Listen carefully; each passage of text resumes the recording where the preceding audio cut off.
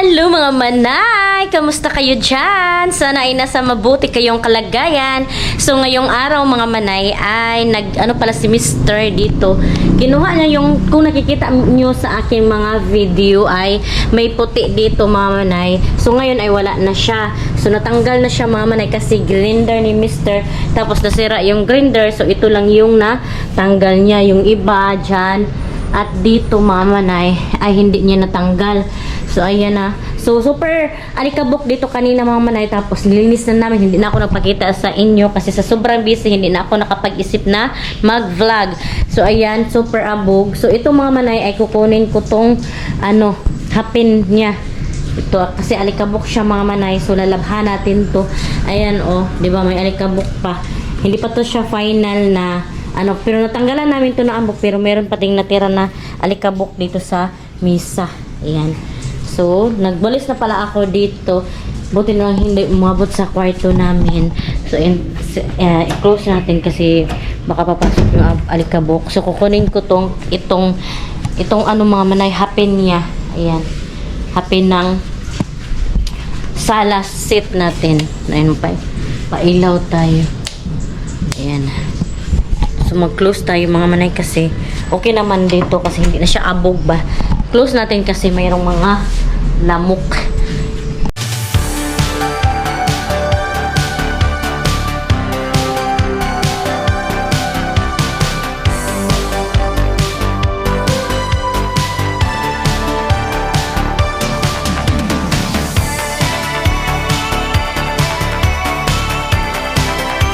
So yan mga manay, natanggal ko na yung hapin. Kanina, kita nyo na pinagpagan ko, ganon ko mga manay. Kasi pumasok pa din yung alikabok dito sa sofa. Ayan super alikabok. Dito malala talaga mga manay kasi hindi ko pa tinanggalan. Ayan. Super abog mga manay. Grabe alikabok nito ba. Dito pag sofa mga manay, dapat may ka talaga hapin. Para yung mga dumi hindi mo ma-absorb kaya yun hinahapinan na lang. Ayan. Super abog. Magwalis na naman ako dito. Ayan naman, review na naman tayo sa pagwalis kasi yung alikabok mga manay andyan na naman. Ayan, grabe alikabok. Tapusin ko muna to siya mga manay.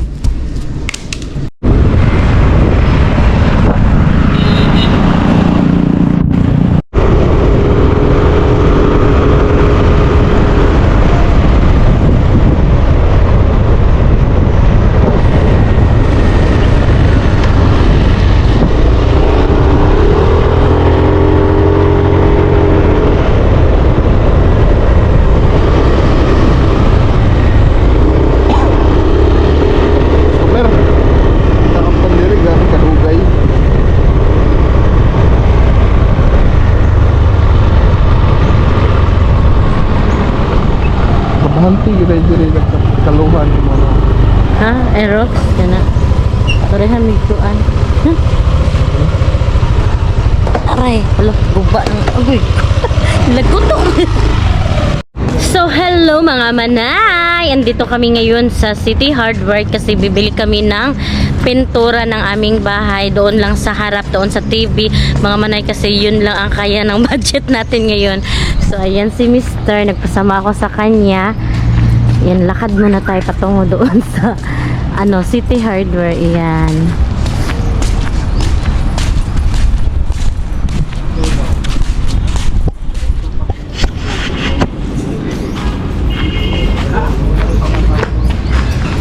Tahimik dito mga manay, parang kami lang yung sopi muna ngayon. So super aga.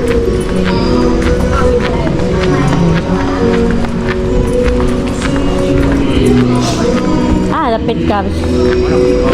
Meron silang dito. Ang ganda ng tawag yan. Ito mga manay ba? Kani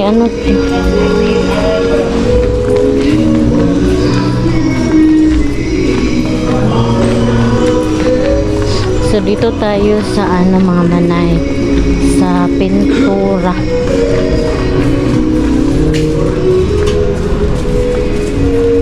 palit makagingin anak. Marami ako. Ana na imo ha? Pagipait mo sa Shopee? Ano may mga dili? Simcoat. Naka sir, Kasi yung brand.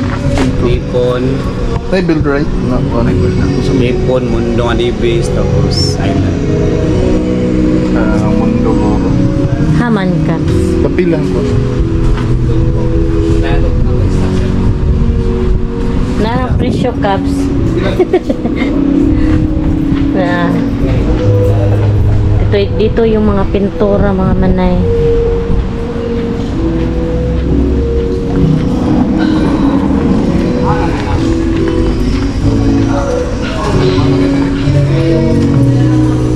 Wala masyadong tao mga manay kasi super aga pa dito. Super aga pa ngayon. Kaya kami lang dala mo na mister. Ay meron na pala pero dalawa lang or tatlo. So mayroon akong nakita dito ito mga manay guys. Ito yung next project natin kapag matapos yung kusina natin. Someday sana pagbigyan tayo ng Panginoong Diyos. Ayan. At the price of 18,000. At ito din mga manay, kailangan din ito kasi para yung yung aso, yung tawag niya nooy.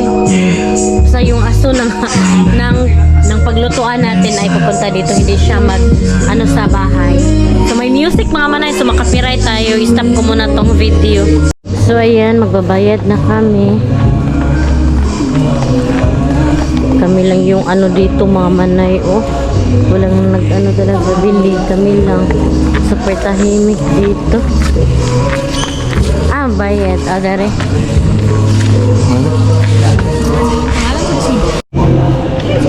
Isa naman.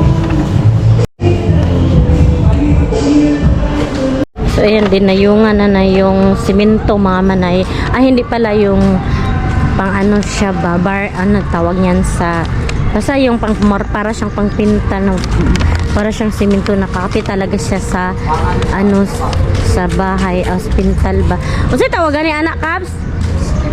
Ay skin coat pala yan mga manay. Ayan oh. Brush ka ng pintal no.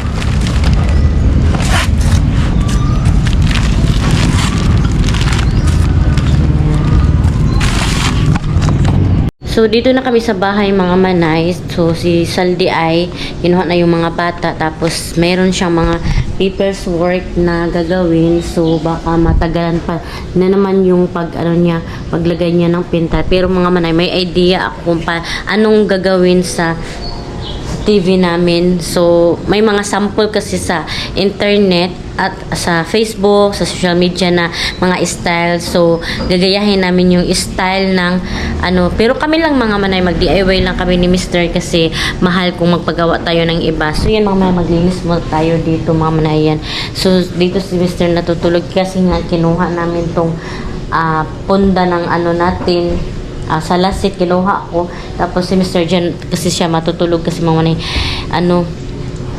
igangan siya sa kwarto mga manay, hindi pa nga aircon, pero ako mga manay sanay naman ako sa ganyan na walang aircon, electric pan lang yung gamit. So maghugas muna ako ng pinggan kasi yung mga bata mga manay ay wala pa dito. Ayan so hugas muna tayo kasi nga si Mr. ay umalis pa kasi kinuha niya yung mga bata. So, may mga papers work siya. Sana bukas mga manay ay maano na yan, mapintalan. So, ito pala yung mga manay. Ayan skim coat mga manay yan. Skim coat. Para din siyang pintura para maging maputi yung dingding namin sa TV. Tapos, mag-DIY kami ng tawag niya, DIY kami sa TV namin. So, ito mga manay, ito yung sample, tapos ipakita lang, lang namin yan, gayahin lang namin, DIY lang namin mga manay, para makasave tayo kasi super mahal talaga kapag tayo ay magpagawa. Tapos bibili na lang kami ng mga materials someday kapag may budget tayo. So, natapos na ako maghugas ng pinggan mga manay. Check ko yung mga tanim ko. Alam niyo mga manay, super worry ako sa mga tanim ko kasi payat sila ba. Gusto ko talagang patabaan sila, pero merong doon, baka mga tain ng mga pato. Plano ko ilagay dito. Hala, naaligiloy sa Ayan mga manay uloy ito at sal mga manay at ito naman ay okra. Ayan okra, lumaki sila pero hindi sila mataba. Ayan okra. Tapos yung talong ko mga manay mataba siya kasi maganda yung lupa. Tapos yung isa parang sana ay makarecover ito kasi may sakit ito. Ayan yung mga dahon niya. Kasi pag balhin ko nito mga manay, may sakit na siya doon, simula doon sa dati niyang pinagdaanan, may sakit siya. Pero itong isa ay lumaki na, ayan parang mataba siya kasi maganda yung lupa Ayan, itong isa ay may mga sira-sira yung dahon. Plano kukuha ako ng pataba doon sa mga dumi ng pato dito mga manay.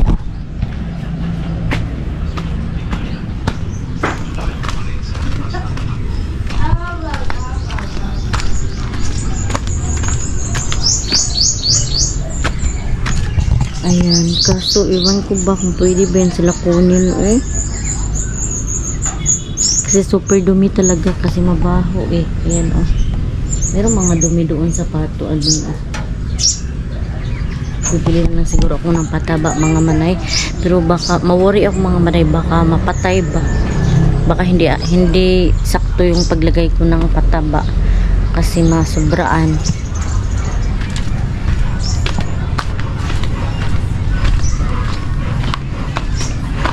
Nakatry kasi ako mga manay na nagpataba ako tapos namatay siguro sa sobrang pataba ko. May tanglad din ako dito mga manay. Ayan tanglad, madami akong tanim mga manay doon din sa harap ng bahay ko. Mayroon akong sili. Ito ay mga bulaklak ng aking binan. Ayan, ginanito to mga manay kasi triniman kasi nga nung nag-renovate sa bahay namin ay nasira siya. Ito din triniman. Ayan, makarecover lang to sila mga manay kasi inaalagaan ito ng katulong ng aking Mother Earth, aking binan ba. So pasok muna tayo mga manay kasi plano maglinis ako ng map kasi mamaya mga manay papunta yung kaibigan ko dito, daw siya, pasyal daw siya dito sa akin kasi na-miss niya ako. So yan mga manay, hindi pa talaga natrabaho si Mr. Kagaling niya dito. Umalis na naman siya kasi may ginawa. Iwan ko saan na naman yun siya pumunta. Ayan, kinuha na ni Mr. yung mga manay yan itong dito kasi naiwan ko sa kanya kung kailan na naman niya to trabahoin tong paglagay ng tawag niyan skim coat. Sana ay matrabaho niya bukas, Sabado pa naman bukas, so sana ay matrabaho na niya para maganda na tingnan yung namin TV ba. Tapos mag-DIY kami sa Itsura. Tapos kapag may budget ay bibili na kami mga manay ng mga materials para sa aming DIY dito sa aming bahay. Umuwi na pala yung mga manay, Mr. ng aking bayaw. So hindi na ako maghatid sundo sa kanyang anak, yung lalaki pa. Pero si Abi mga manay, hatid ko pa. Maghatid sundo pa na ako sa hapon kapag uwi si Mr. So ayan mga manay, dito ako sa labas. Tiningnan ko yung sili ko. Ayan mga manay, ang daming bunga. Ayan, ang dami ding sili na hinog. Ayan, tapos yung kamunggay ko mga manay, ayan, dumabo na talaga dami ng dahon. Ayan, mahilig kasi talaga ako magtanim-tanim mga manay. Tingnan nyo dito dito banda, ang dami talagang bunga. Ayan, daming bunga mga manay. As in, lumaki na siya mga manay. Nilagyan kasi ito ng pataba ng mga dumi ng hayop. Yan dahil sa sobra niyang dami ng nag-anak na siya to. Ayan, nilagyan ko ng kahoy dito para hindi siya matumba. Yan, nandito pa. Dami talagang bunga. Tapos dito sa loob mga manay, mayroon akong kamatis. Tingnan niyo. Hinahayaan ko na lang dito ng mga manay na sila tubo. Ayan. Tapos yung tanglad ko, ayan, yung tanglad mga manay, mayroon nang tumubo. Yan ang ganahan ng tanglad mga manay, yung mabuhangin ba. Ayan pa. Meron akong kasal dito mga manay. Hayaan ko na lang to sila. Ay, ayan pa, hindi yan. Ayan, at saka, ayan. Hayaan ko na lang dito mga manay. Baka sakaling mamuha sila. At meron din akong alugbate. Ayan, naka ano na ako nito, tawag niya, nakasabaw na ako nito mga manay. Tapos ayan, nag-ano na naman siya. Nagdaho na naman. So itong gate namin mga manay, hindi pa namin to gigibain. Ito muna mga manay, temporary to. Dami kasing nagsasabi na ang pangit daw ng gate namin. Mahal kasi magpag-gate mga manay. Tsaka kailangan mo na talaga ng budget. At saka wala naman kaming budget pa. So ganyan muna yan. Diba? At least mayroon kaming ganitong gate. Taraw. Wala, naungkuan siya. Oh. Ganito pa natanggal.